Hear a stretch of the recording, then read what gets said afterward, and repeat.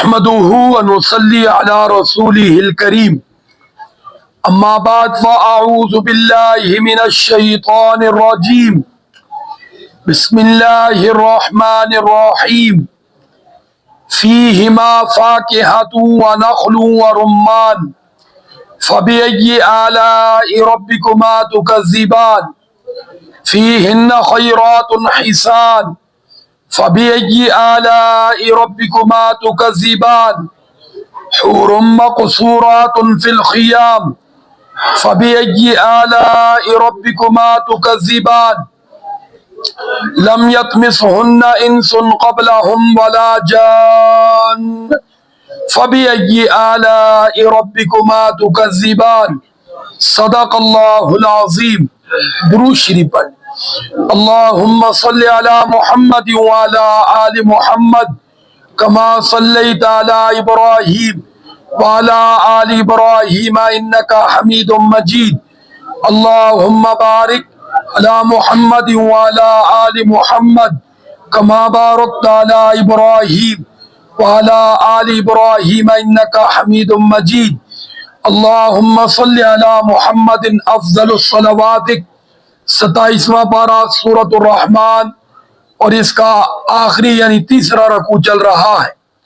آیت نمبر 68 سے لے کر 75 تک تلاوت کی گئی ہے اور اس رکوع کے اندر خاص طور پہ اللہ رب العزت کی وہ رحمت، فضل اور کرم کی جگہ جو اللہ تعالیٰ نے ایمان والوں کے لیے بنائی ہے، کون سی ہے؟ جنت. اس کی نعمتوں کا ذکر چل رہا ہے. دوسرے طبقے کے لوگوں کی جنت کا ذکر چل رہا ہے اور اس کی نعمتوں کا ذکر چل رہا ہے. آج کے سبق میں فرمایا فیہما فاکہہ، فرمایا اس جنت میں بھی پھل ہوں گے، ہر قسم کے پھل ہوں گے. پھر خاص طور پہ دو کا ذکر کر دیا، وَنَخْلٌ وَرُمَّانٌ، کھجور اور انار بھی ہوں گے. ہے تو یہ بھی پھلوں میں داخل، یہ لیکن ان کی خصوصیات کی وجہ سے ان کا الگ ذکر کیا. کھجور یہ 3 سال تک خراب نہیں ہوتی. انار 3 قسم کا ہوتا ہے، ایک ترش کا معنی کیا ہے؟ کھٹا، یہ چٹنیاں وغیرہ استعمال ہوتا ہے. اور ایک میخوش، ہاں جی، یہ کھٹے اور میٹھے کے درمیان ہوتا ہے، یہ دوائیوں میں استعمال ہوتا ہے. کس میں استعمال ہوتا ہے؟ اور شیری یہ میٹھا ہوتا ہے، یہ جو ہم بطور لذت کے کھاتے ہیں. تو بہرحال فرمایا کہ لیکن یہ انار اور یہ کھجور یہ جنت کی مراد نہیں لینی، وہ تو اس سے بہت اعلیٰ ہو. وہ تو نہ کسی آنکھ نے دیکھی ہے، نہ اس کی لذت کسی نے دنیا میں محسوس کی ہے، وہ انشاءاللہ وہاں جا کے کریں گے. پھر اللہ رب العزت فرماتے ہیں فَبِأَيِّ آلَاءِ رَبِّكُمَا تُكَذِّبَانِ، اے انسانوں اور جنوں، تم اپنے رب کی کون کون سی نعمت کو جھٹلاؤ گے؟ یا اللہ ہم کسی کو نہیں جھٹلاتے. اور یہ خاص طور پہ خطاب کن کو ہے؟ نافرمانوں کو، کہ تم جھٹلانے والے تھک جاؤ گے، اللہ کی نعمتیں ختم ہو. فرما بردار تو فرما بردار ہی ہوتے ہیں. اللہ ہمیں توفیق عطا فرمائے. اب یہ سارا کچھ تو ذکر ہو گیا، محل تو ذکر ہو گیا، محل بھی ہو گئے، نہریں بھی ہو گئی، باغ بھی ہو گئے. تو آپ جانتے ہیں سارا کچھ ہو لیکن مرد کے ساتھ اس کی گھر والی نہ ہو، گھر والی ہو تو اس کے ساتھ اس کا شور نہ ہو تو بات نہیں بنتی. بن جاتی ہے مجبوراً بنانے تو وہ کہتے ہیں بس ویسے ہی ہے، بنتی نہیں ہے. تو اب اللہ تعالیٰ اس کا ذکر فرما رہی، فرما وہاں بیویاں ہوں گی، فیہن خیرات حسان. سب سے پہلی بات کہ وہاں عورتیں ہوں گی خوب سیرت. کون سی بولو؟ یاد رکھنا 2 چیزیں ہوتی ہیں، ایک ہوتی ہے سیرت، ایک ہوتی ہے صورت. صورت کو دیکھ کر آنکھیں ٹھنڈی ہوتی ہیں اور سیرت سے دل ٹھنڈا ہوتا ہے. کیا ہوتا بولو بھائی؟ ہم عموماً جو بولتے ہیں یار بڑا پیارا انسان ہے، وہ صورت کے اعتبار سے نہیں بولتے، سیرت کے اعتبار سے بولتے ہیں۔ کیا مطلب ہے؟ یار کتنا پیارے اخلاق ہیں، یار اس کا لین دین بہت اچھا ہے، یار اس کے معاملات بہت اچھے، یار اس کا چال چلن بہت اچھا ہے، اس کو سیرت کہتی ہے۔ اور صورت یہ انسان کے بس کی بات نہیں ہوتی، یہ رب بنا دیتا ہے، پھر اس کو کوئی بدلنا چاہے تو دنیا میں بدل نہیں سکتا۔ سیرت بدل جاتی ہے، اچھی سے بری، بری سے جی، اچھی صحبت میسر آ جائے تو برے سے برا آدمی بھی اچھا بن جاتا ہے، اور اللہ معاف کرے اچھا آدمی بروں کا ساتھی بن جائے تو وہ بھی چلا جاتا ہے۔ شیخ سعدی رحمت اللہ علیہ کی کتابیں ہیں گلستان بوستان، فارسی میں بہت اچھی کتابیں، انہوں نے لکھا ہے صحبت کے حوالے سے کہ ایک نوجوان، ایک اللہ والا، وہ حمام میں گیا نہانے کے لیے۔ اس طرح پہلے آپ جانتے ہیں آج بھی ہے یہ بابر چوک سے ادھر میں ایک لکڑی والا دروازہ، اس کا بھی آج بھی ہے۔ تو وہ گیا تو وہاں کچھ مٹی پڑی تھی اور مٹی سے خوشبو آ رہی تھی، جبکہ حمام ایسی جگہ ہوتی ہے وہاں خوشبو نہیں ہوتی، بدبو ہوتی ہے۔ مختلف لوگ مختلف انداز کے ہوتے ہیں، تو مٹی سے خوشبو آ رہی تھی۔ تو شیخ سعدی رحمت اللہ پوچھا تیرے میں خوشبو کہاں سے آ گئی؟ جس جگہ پہ ہے یہاں خوشبو کا کام کوئی؟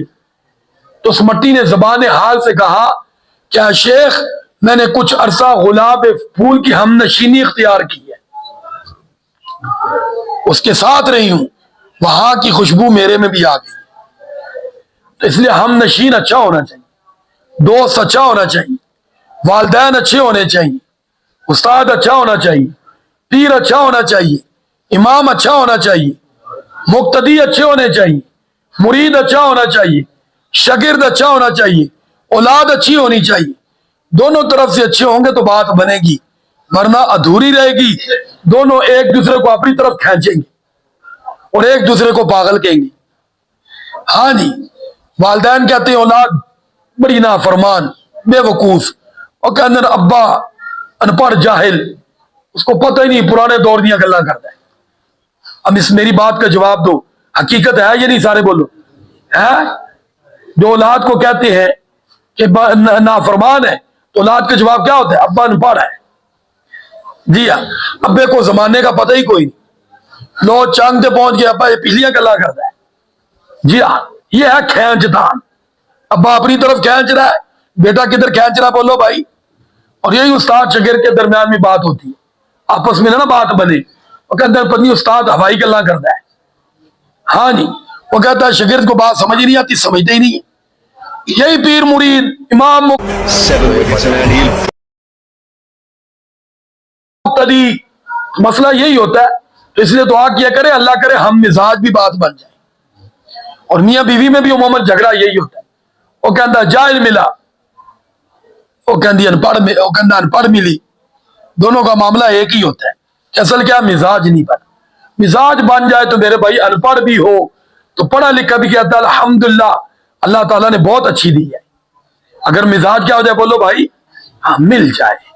تو بہرحال یہاں فرمایا فیہن خیرات، سب سے پہلی بات وہ خوب سیرت ہوں گی، اچھی ہوں گی، یعنی کردار کے اعتبار سے کوئی انگلی اٹھانے کا کبھی بھی موقع۔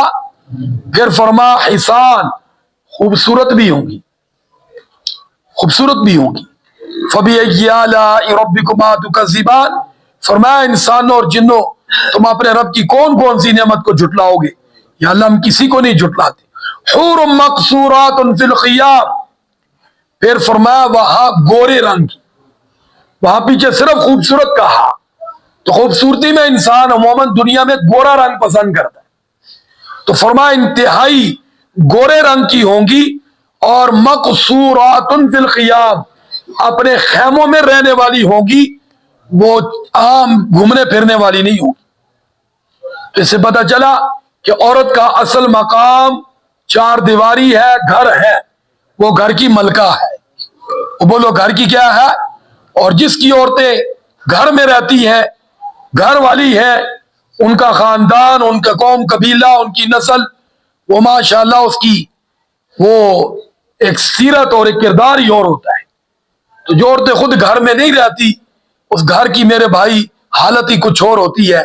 دنیا کے اندر بھی کوشش کرے کہ وہ عورت ملے جو گھر والی ہو، گھر میں رہنے والی ہو، گھر سنبھالنے والی ہو، نسل کو پروان چڑھانے والی ہو، نہ کہ ہمارے ساتھ کندھے میں کندھا ملا کر پیسہ کمانے والی ہو۔ پیسے میں تو اضافہ ہوگا لیکن آپ کو گھر میں وہ سکون نہیں ملے گا جو گھر میں ملتا ہے۔ اب جن لوگوں کی گھر والیاں ہیں، گھر میں رہنے والی، پہلے نمبر تو میں ہوں۔ آپ نے دیکھا ہوگا الحمدللہ کہ میری گھر والی کالج یونیورسٹی کی پڑھی ہوئی ہے، یہ بھی ذہن میں رکھیے، عالمہ فاضلہ بھی ہے، وہ چاہے تو وہ بھی اسلامیات کے اعتبار سے کہیں بھی وہ جاب کر سکتی ہے، لیکن الحمدللہ آپ نے دیکھا ہوگا کبھی میرے ساتھ کبھی ضرورت کے لیے جانا ہو، ورنہ کہیں دیکھا کسی کے گھر جاتے ہوئے؟ بولو بھائی۔ تو الحمدللہ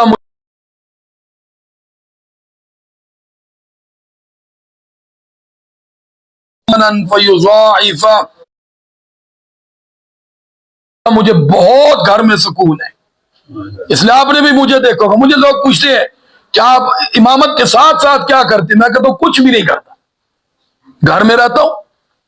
اس لیے آپ نے دیکھا ہوگا سبق پڑھایا گھر میں رہا، کیونکہ گھر والی کے ساتھ الحمدللہ مزاج ملا ہوا ہے، کوئی ٹینشن نہیں، کوئی لڑائی نہیں، کوئی جھگڑا نہیں، اس لیے مجھے باہر دوست بنانے کی ضرورت نہیں۔ بولو دوست بنانے کی ضرورت ہاں نہیں ہے۔ اور اس کے برعکس دیکھ لو کہ جن بیچاروں کو گھر والیاں گھر نہ ملے تو ان بیچاروں کا حال کیا ہوتا ہے۔ تو اس لیے یہاں سے بھی یہ دنیا کے اندر مجھے اور آپ کو اشارہ مل گیا کہ اپنے لیے، اپنے بچوں کے لیے جب بیوی اور بہو کا انتخاب کرنا ہے تو وہ کرنا ہے جو گھر والی ہو، گھر کو سنبھالنے والی ہو، نسل کو سنبھالنے والی ہو، اور یہ اتنا آسان کام نہیں، بڑا مشکل کام ہے۔ تو اللہ رب العزت کی بارگاہ میں دعا ہے کہ اللہ تعالیٰ اس جنت کے لیے ہمیں بھی لب کرنے کی توفیق عطا فرمائے۔ پھر فرمایا فَبِأَيِّ آلَاءِ رَبِّكُمَا تُكَذِّبَانِ، تم اپنے رب کی کون کون سی نعمت کو جھٹلاؤ گے؟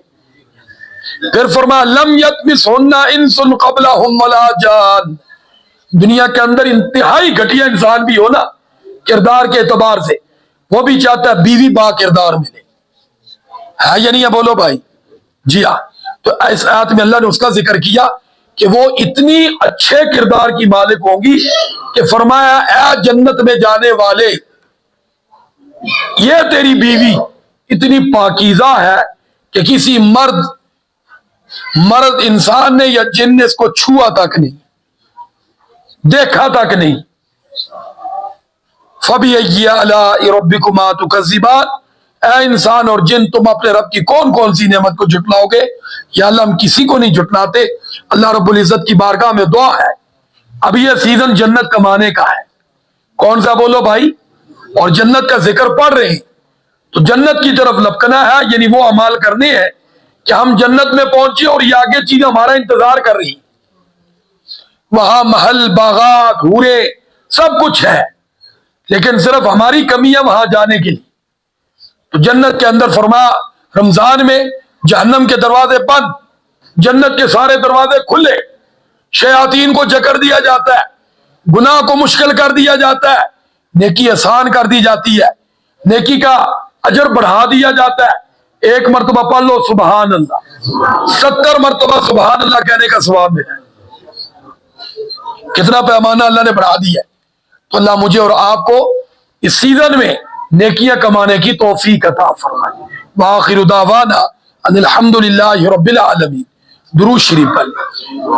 اللہم صلی علی محمد وعلی آل محمد کما صلیت علی ابراہیم وعلی آل ابراہیم انکا حمید مجید۔ اللہم بارک علی محمد وعلی آل محمد کما بارکت علی ابراہیم وعلی آل ابراہیم انکا حمید مجید۔ اللہم صلی علی محمد افضل الصلوات۔ پریشان نہیں ہونا۔